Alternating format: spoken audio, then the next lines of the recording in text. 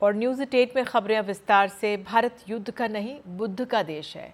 शांति हमारी पहचान रही है, लेकिन पड़ोसी मुल्क परेशानी का सबब बना हुआ है। उरी और पुलवामा में आतंकवादी हमलों पर भारत की जवाबी कार्रवाई के बावजूद पहलगाम में आतंकवादी हमला दर्शाता है कि उस पर लगाम ज़रूरी है। अपने हर अंदरूनी मोर्चे पर मात खाने, अस्तित्व को बचाने के लिए वो ध्यान सरहद पर मोड़ रहा है। उसके कुछ नेता मंत्री एटम बम की धमकी दे रहे हैं, लेकिन क्या ये संभव है?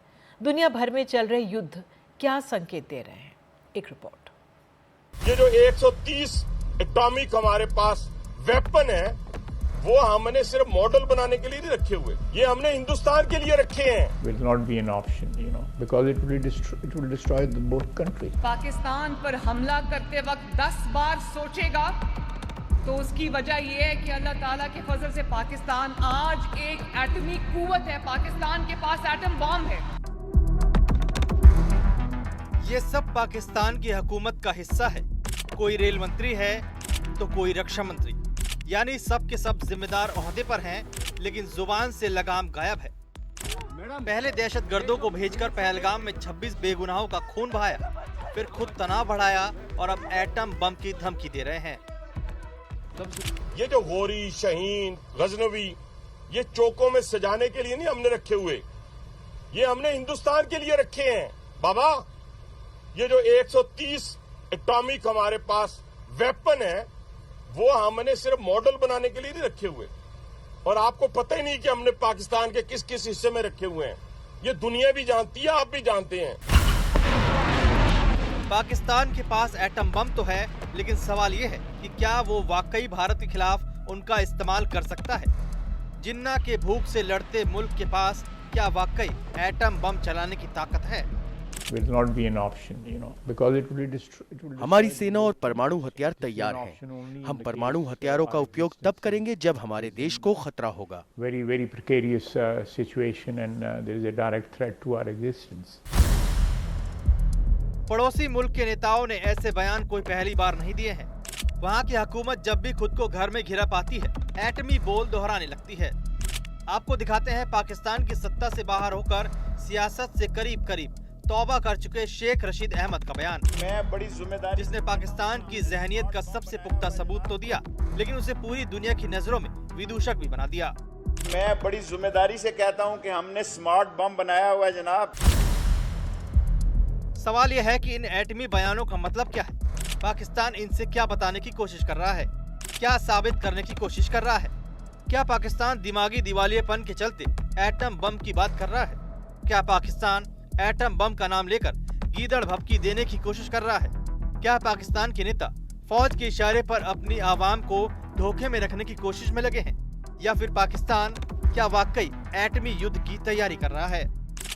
भारत और पाकिस्तान ये दोनों देश एटमी ताकत से लैस हैं। भारत की नीति साफ साफ कहती है कि हम पहले परमाणु हमला नहीं करेंगे, लेकिन क्या यही जिम्मेदारी पाकिस्तान दिखाएगा? क्योंकि वो नो फर्स्ट यूज जैसी किसी पॉलिसी में भरोसा नहीं करता। 2019 में रूटलेज ने इससे जुड़ा एक रिसर्च पेपर पब्लिश किया था, जो पहलगाम हमले के बाद दोनों देशों के बीच पैदा तनाव की वजह से एक बार फिर चर्चा में है। रूटलेज की इस रिपोर्ट में जो दावे किए गए हैं, उनका इशारा बेहद खतरनाक है। रिसर्च पेपर तैयार करने वालों ने 2019 में अनुमान लगाया था कि 2025 में पाकिस्तान की तरफ से एक बड़ा आतंकी हमला किया जाएगा। इसके बाद भारत एलओसी पर सैन्य तैनाती बढ़ाएगा। जवाब में पाकिस्तान भी अपनी तैनाती बढ़ाएगा। तनाव बढ़ेगा और झड़पों का सिलसिला शुरू हो जाएगा। रिसर्च पेपर में इसके बारे में किए गए दावे और भी डराने वाले हैं, क्योंकि इसमें परमाणु युद्ध की भयावह आशंका जाहिर की गई है। रूटलेज की रिपोर्ट के मुताबिक अगर पाकिस्तान को पारंपरिक युद्ध में हार का डर सताया, तो वहाँ के जनरल परमाणु हथियारों का सहारा लेने से जरा भी नहीं हिचकेंगे। हम आपको एक बार फिर ये बात बता दें कि रूटलेज ने ये रिपोर्ट 2019 में पाकिस्तान के बयानों, उसकी करतूतों और उसके डर को देखकर आशंकाओं के आधार पर तैयार की थी, जिसमें पाकिस्तान के न्यूक्लियर मिस एडवेंचर की बाकायदा पूरी टाइमलाइन दी गई है। ये बताती है कि पहले दिन पाकिस्तान 10 छोटे परमाणु बम दाग सकता है, दूसरे दिन पाकिस्तान 15 और परमाणु हथियार दाग सकता है। जवाब में भारत 20 परमाणु हथियारों का इस्तेमाल करेगा। पाकिस्तानी सैन्य ठिकाने और परमाणु डिपो तबाह कर दिए जाएंगे। तीसरे दिन पाकिस्तान 30 परमाणु हथियार इस्तेमाल करेगा। जवाब में भारत एटमी हथियारों से पाकिस्तान के 10 सैन्य ठिकाने उड़ा देगा। रूटलेस की रिपोर्ट के मुताबिक चौथे और पांचवें और छठे दिन भी भारत और पाकिस्तान के बीच एटमी जंग जारी रहेगी, जो जान माल के भारी नुकसान की वजह बनेगी। एटमी धुआं और आग दुनिया के बड़े हिस्से में अकाल की हालत पैदा कर देगी। ये रही रिपोर्ट की बात।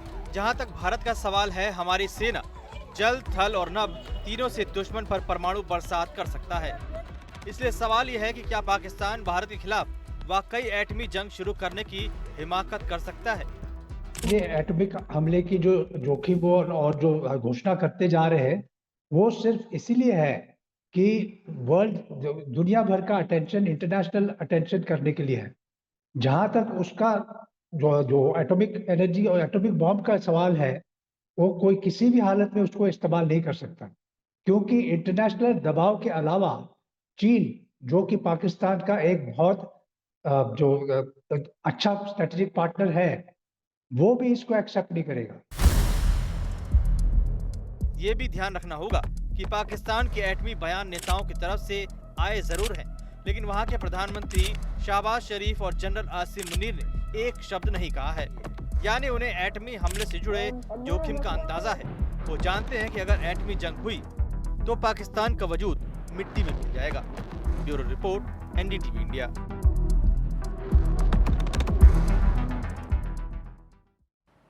तो कहा तो ये भी जाता कि पाकिस्तान ने साल 1998 में चोरी की तकनीक से ही सही परमाणु बम बना लिया था।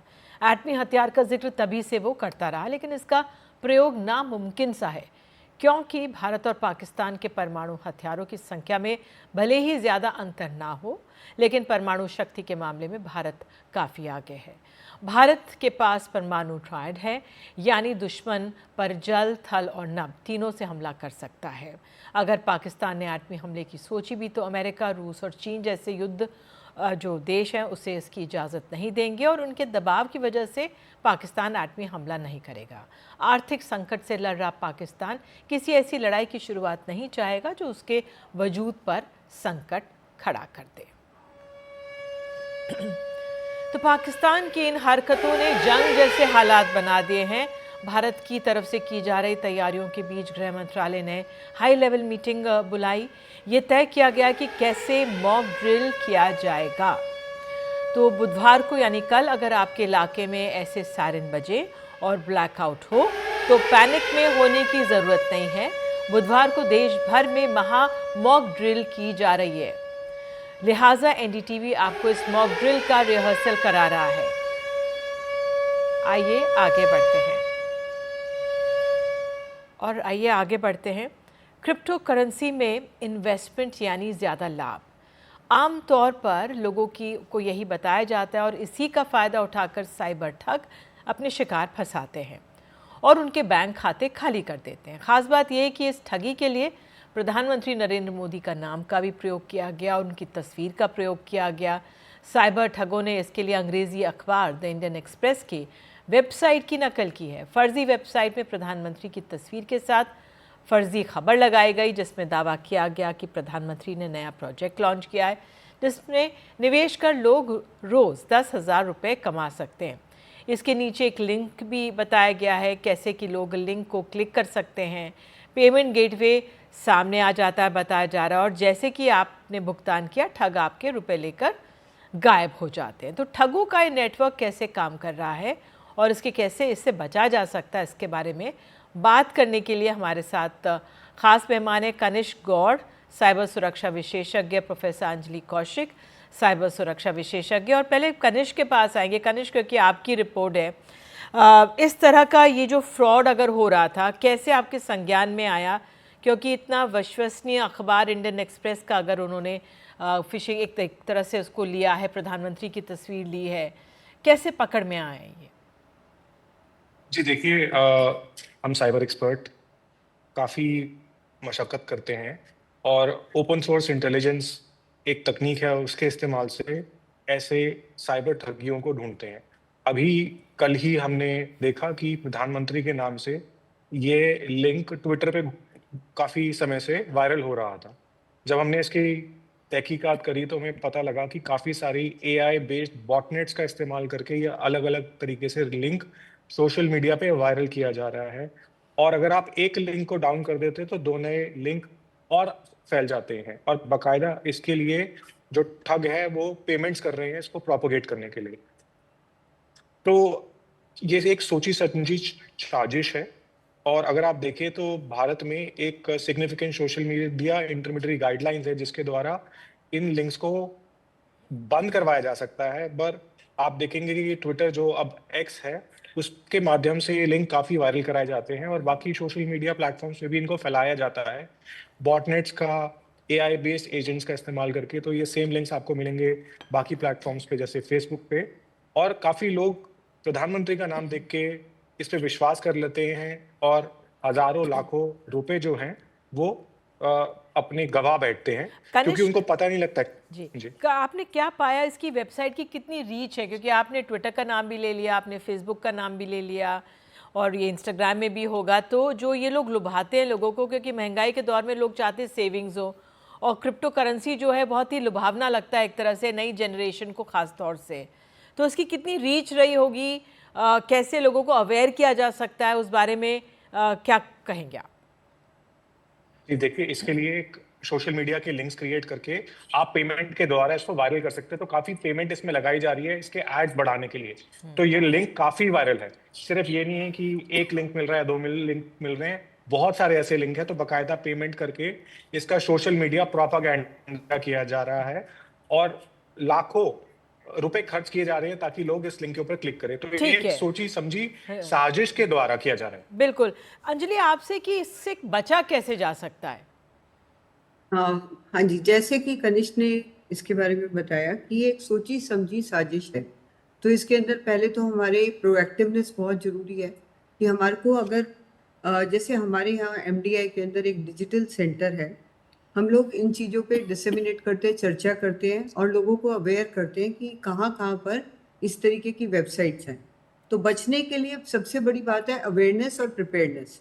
तो जैसे ही ऐसी कोई चीज़ पता है तो मुझे या फिर जैसे कनिष्क को पता लगा है तो आम जनता में ये बात की पता होना चाहिए कि कहाँ पर जाके हमें इन चीज़ों को रिपोर्ट करना है। किसी को भी अगर ये करते हैं तो हमें एम्पावर करना पड़ेगा आम जनता को कि किस तरीके से जाएं, आगे बढ़ें और कहाँ पर इसको रिपोर्ट करें। अगर हम सब लोगों को एम्पावर करते हैं तो इसके अंदर हमारी बैंडविड्थ बढ़ती है, सो दैट पीपल लोग एक दूसरे की मदद कर सकते हैं, आगे बढ़ने में हमारी सहायता होगी। और ये एक कोई टारगेटेड स्कैम लग रहा है जो कि एक डेंजरस चीज़ है। अभी स्थिति वैसे भी इतनी अच्छी नहीं है और प्राइम मिनिस्टर नरेंद्र मोदी जी का नाम लेकर अगर कोई ऐसे टारगेटेड कोई स्कैम कर रहा है तो ये एक बहुत ही सीरियस देश के लिए विषय है और आम जनता को अफेक्ट कर रहा है, उनका मोरल खराब करता है। बिल्कुल। और लोगों की जो हार्ड अर्न मनी है, जो उनकी मेहनत की कमाई है, वो निकल जाती है। फिशिंग का ये पूरा केस अपने आप में लग रहा है। जिस तरह से विश्वसनीय अखबार इंडियन एक्सप्रेस और प्रधानमंत्री की तस्वीर प्रयोग कर तो लोग ज़रा संयम से संभल कर निवेश करें, ये अपने आप में ये सीख देता है ये पूरा मामला। आप दोनों जुड़े, बहुत बहुत धन्यवाद।